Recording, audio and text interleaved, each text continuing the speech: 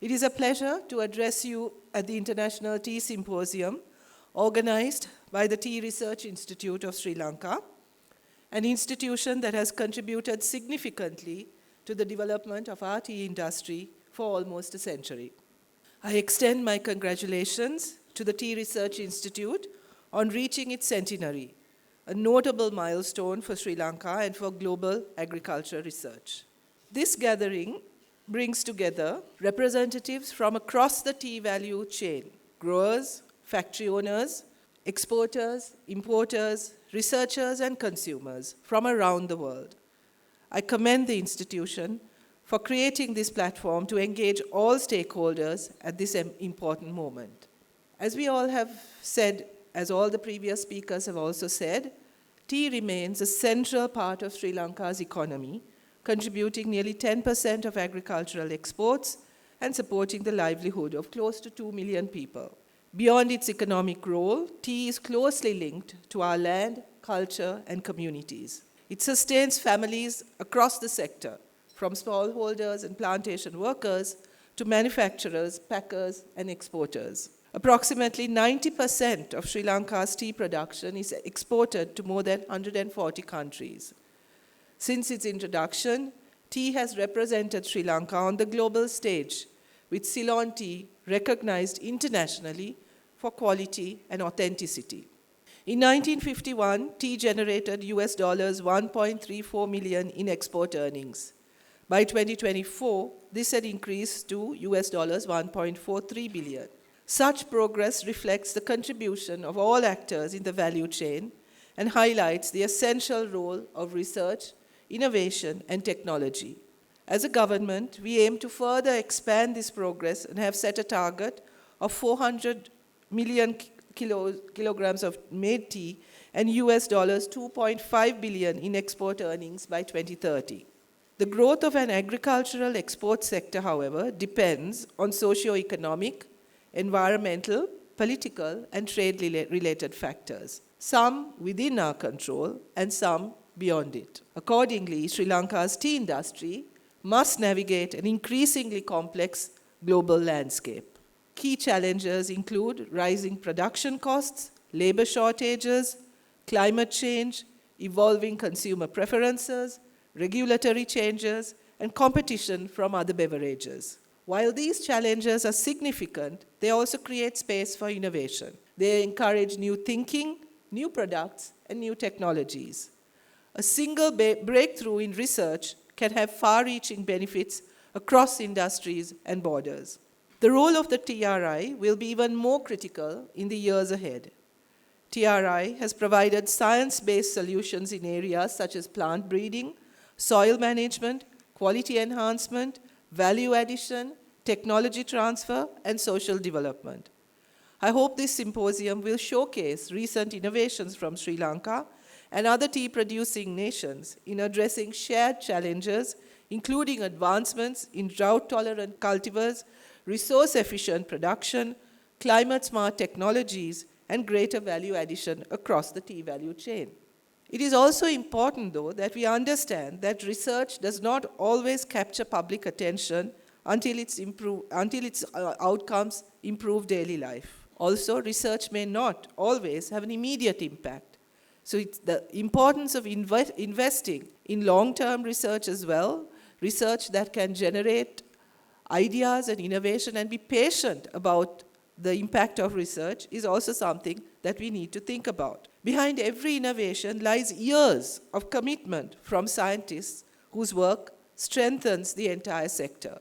This is why it is really important that we attract the best to institutions such as the TRI so that we can make that commitment to research and to innovation. I invite you to think anew, to think about what our core strength is.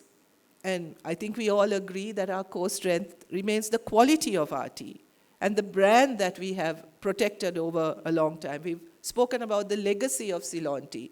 This is our strength, and this is what we need to protect, and this is what we need to enhance. We need to think, perhaps, about not just the production of tea, but its related aspects, the conditions, the amount of land that we have dedicated to tea. Are we making best use of it? Are we using the right technology, the climate-sensitive technology, so that we are making best use of our land use, the land use that we have dedicated over so many years for the production of tea. I think it's also important for the TRI to start thinking about interdisciplinary and multidisciplinary research. The production and if we are to reach the targets that the Honorable Minister also outlined, it is important now that we start thinking about marketing, about the best marketing technologies, and also about management of labor. The labor shortage is one of the critical issues facing this industry, and how we deal with it and how we manage that is going to be an important factor in the years to come. Key challenges for the sector include rising production costs, labor shortages, climate change, evolving consumer preferences. These challenges are going to define the TRI's role in the years and months to come. As a government, we understand that long-term investment in research is indispensable. We are doing our best to gradually improve the research climate in our country, to ensure that the government starts investing in research and innovation, in setting up and strengthening the institutional framework for these kinds of endeavors, and also making sure that there is healthy collaboration between research institutions, universities, and the industry. Our national policies reaffirm support for institutions such as the TRI. We aim to ensure that research findings translate into practices and products that benefit growers, industry actors, and the national economy. At the same time, we must acknowledge the human dimension of the tea industry, the all-important human dimension. Women have long played a central role from plucking tea to research and administration. We often portray the woman, the tea plucker, in our branding of tea. More than 60% of the labor force in the sector comprises women. During the COVID-19 pandemic, they continued to work, generating income for the state while others were under lockdown.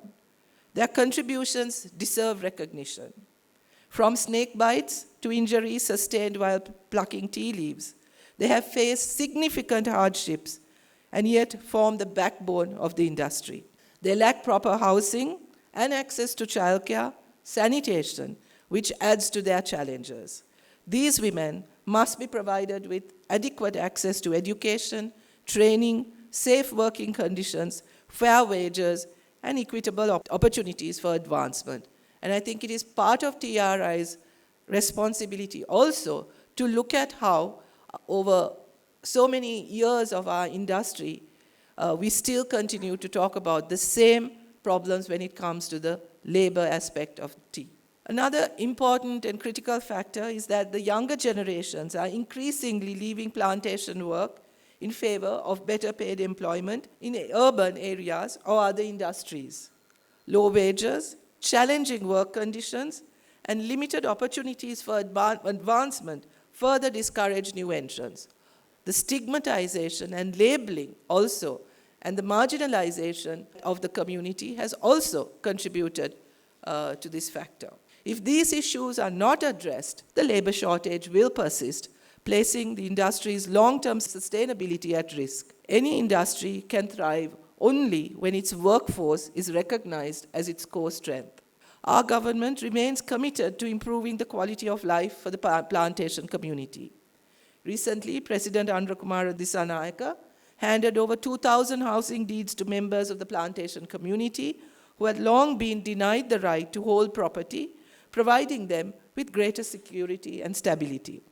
In the 2026 Sri Lankan budget presented on the 7th of November 2025, a proposal was made to increase the daily wage for plantation workers from 1,350 to a potential 1,750. This includes an increase in the base daily wage to rupees 1,150, along with the government proposed daily attendance incentive of rupees 200. The wage increase is scheduled to take effect from January 2026. This marks the beginning of our efforts to ensure fair compensation and improved living standards for those who sustain the industry. But I also think it's worthwhile reflecting what a long, hard journey it has been to get to this wage for our workers in the plantation industry, and why it is that an industry with such a long history and with so much potential has been unable to meet those kinds of wage requirements that will ensure that the workforce have access to a decent living wage. I think these are also issues that we need to consider when we think about the future of the tea industry in this country. At the same time, the government is committed to advancing the tea sector itself. Our vision is to make the industry more sustainable, competitive, and inclusive.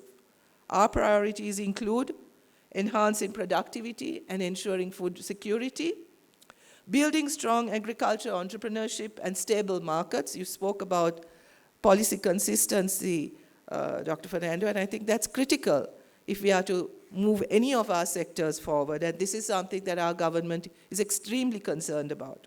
Strengthening agricultural management practices, promoting environmentally responsible operations, managing climate-related risks, and empowering youth and women to view tea as a modern, knowledge-driven, technologically advanced, innovative sector. Through these strategies, we aim not only for Sri Lanka to remain a leading tea producer, but also to be recognized as a global model of sustainable, socially just agricultural development. You talked about traceability.